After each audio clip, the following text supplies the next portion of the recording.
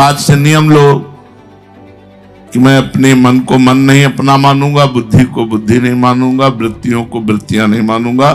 खराब हो या अच्छा हो वो सब भगवान की लीला है, मैं भगवान का हूं, ऐसा मानो। मान सकते हो? हाँ कह सकते हो, लेकिन मान नहीं सकते। बहुतों को देखा है कहते हुए कि ये शरीर आपका है, मन आपका है, बुद्धि आपका, मेरा क्या अधिकार। और 100% वो अधिकार अपना ही रखता है। 99 नहीं कि 1% आपको छूट देते हैं, 100% वो अपना अधिकार अपने मनोराज्य में रहता है। अब वास्तव में मैं कभी भूल नहीं करूंगा, इनको कभी अपना नहीं मानूंगा, केवल भगवान की है ये। क्या सुंदर सिद्धांत। वास्तविक भगवान। कल एक प्रश्न कर रहा था कि मैं समर्पित नहीं हो पा रहा हूं, तुम कहा है क्या तुम्हारा? तुम्हारे बाप बाबा को भी जितने रचा उसी का तो सारा वैभव है, केवल मानना है मेरा, यही तो तुम्हें दुख दे रहा है जो मान रहे हो। लोग ऐसी शंका करते हैं कि भगवान की शरण में होकर उनका यदि हम भजन करेंगे तो भक्त और भगवान दो हो जाएंगे। द्वितीयाद्वै भयम भवति, द्वितीय में द्वैत में भय होता है। तो ये शंका बिल्कुल अज्ञान पूर्वक है। भय दूसरे से होता है, भगवान दूसरे हैं क्या? अपनी आत्मा है। आत्मा का चिंतन करना द्वैत का चिंतन है क्या? शरीरों का चिंतन करना द्वैत का चिंतन है। आत्मा का चिंतन करना, आत्मस्वरूप भगवान का चिंतन करना अद्वैत का चिंतन है। इसलिए निशंक हो जाओ। जो बात होनी थी वो हो गई, जो होनी है वो होगी, जो होना नहीं है वो कभी नहीं हो सकता। फिर शंका क्यों करते? जो होनी तो होगा ही, देखा जाएगा। शंका किस बात की? उसको लेकर के जो शोक होती है, ऐसा क्यों हो गया, ऐसा नहीं होना चाहिए था। अगर नहीं होना चाहिए था तो भगवान ने क्यों करवाया? होना चाहिए था, ये जरूरी था, इसीलिए हुआ। ऐसा ना हो जाए। होना होगा तो हो जाएगा, नहीं होना होगा तो नहीं होगा। हम उस पर क्यों जाए? ना हमें भूत की चिंता करनी है, ना भविष्य की। वर्तमान में भगवान का चिंतन करना है। कुछ लोग इसी को लेकर शोकित होते रहते हैं, ऐसा हो गया, ऐसा हो जाए, पता नहीं ऐसा हो जाए। बीती हुई बात को लेकर शोक करना बड़ी भारी भूल है, क्योंकि जो हुआ वो अवश्यंभावी था, होना ही था, ऐसा ही होगा। कि हम नहीं चाहते कि इसे छुएं, लेकिन यंत्रवत जैसे रिमोट दब गया तो हाथ उठा और इसे छू लिया, उठा के तो सोचते हैं ना तो मेरी ये चाहत थी, ना मेरा ये संकल्प था, ना मेरा ये कर्म था। तो लगता है कि जो हो रहा है उसमें तुम्हें क्या परेशानी है। फिर लग रहा है इसमें तो ये जो क्रिया है ये निम्न कोटि की हुई, इसका परिणाम असत हो सकता है। तब फिर आता है कि ज्ञान लगाते हो। अगर उनको थप्पड़ चलवाना है तुम्हारे ऊपर तो तुमसे वही बात कहवाएंगे जिससे तुम्हारे थप्पड़ चले। यदि तो यश करवाना है तो वही बात करवाएंगे जिससे यश हो। निंदा करवानी तो वही बात करवाएंगे जिससे तुम्हारी निंदा हो। तुम्हें अब क्या चिंता करना है? बस तुम शरणागत रहो। जिस समय जैसा वो चाहते हैं वैसे बिल्कुल निश्चिंत रहो। निश्चिंत हो जाओ भगवान की शरण में होकर। भगवान के संबंध में कभी संदेह न करो कि पता नहीं उन्होंने मुझे स्वीकार किया है कि नहीं। प्रत्युत इस बात को देखें कि अनादिकाल से जिन्होंने मुझे स्वीकार किया, अनादिकाल से मैं उन्हीं का हूं, ममई वांशो। आज मुझे अवसर मिला है कि उन्हें हम स्वीकार कर लें। अनादिकाल से भगवान, बड़ा कारुणिक थोड़ा सा प्रसंग आता है पुरंजनोपाख्यान में। जब पुरंजन स्त्री की आसक्ति में स्त्री स्वरूप बना और उसका मद्र नरेश राजा युद्ध में मारा गया और वो अपने पति के शव के पास बैठ कर रो रही थी, तो पीछे से आवाज आई, ऐ मित्र, तू ना स्त्री है ना पुरुष है।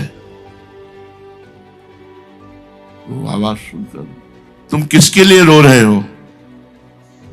देखो तुम मेरे स्वरूप हो, मैं तुम्हारा अविज्ञात नाम का सखा हूं और जन्म जन्मांतर से तुमको मैं प्यार कर रहा हूं, लेकिन तुम मुझे नहीं जानते हो। वो भगवान बोले थे, बड़ा सुंदर उस समय का, मैं अविज्ञात नाम का सखा हूं जिसे तुम जानते नहीं हो, पर मैं तुम्हारा मित्र हूं। तो भगवान तो अनादिकाल से हम पर कृपा करते चले आ रहे हैं। आज हमें स्वीकार करना है कि मैं श्री भगवान का हूं और श्री भगवान मेरे हैं। भगवान की शरण होकर ऐसी परीक्षा ना करो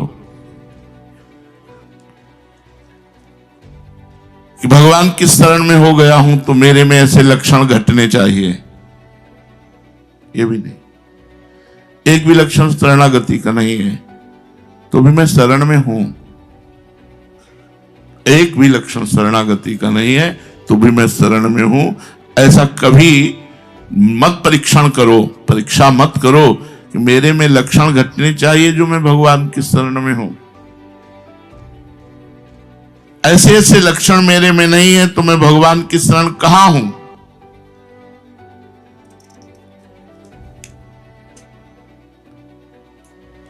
तो ये समझना चाहिए कि मेरी में अभी शरणागति में कमी है, इसलिए मैं देख रहा हूं। इस शरणागति में कमी होने पर नहीं देखा जाता मेरे में गुण है या अवगुण है। मेरा पन ही खत्म हो गया, भगवान से हो गया।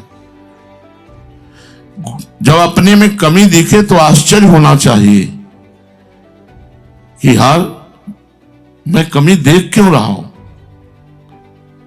क्योंकि ये सब कुछ भगवान की पोशाक में कमी देखते हो क्या? भगवान के भोग में कमी देखते हो क्या? बस अगर कुछ मन कहता भी है फीका है तो डांट लगा देते मन को, चुप, भगवान का प्रसाद है। तो ये शरीर भगवान का प्रसाद है, मन भगवान को अर्पित किया हुआ है, चित्त भगवान को अर्पित किया हुआ है। देख लेना, अगर ऐसे शरणागत हुए तो तुम्हारे अंदर सारे के सारे दैवी संपदा के सद्गुण आ जाएंगे। केवल शरणागति से प्रत्यक्ष अनुभव होगा कि सब सद्गुण के समुद्र भगवान तुम्हारे अंदर प्रकट हो रहे हैं। बिना प्रयत्न के समस्त सद्गुण आ जाते हैं। जो अपने अंदर गुण या दोष का दर्शन न करके केवल भगवान का ये सब कुछ है ऐसा देखता रहता है। भगवान के शरणागत में कभी विपरीत भावना नहीं आनी चाहिए। ऐसा क्यों किया भगवान ने? ऐसा क्यों किया? मेरे साथ ऐसा क्यों किया? मैं तो उनका शरणागत हूं, कभी नहीं आना चाहिए। क्योंकि मेरे साथ आपका क्या है? आपका क्या है? यही जीव की दुर्दशा है, दुर्गति है।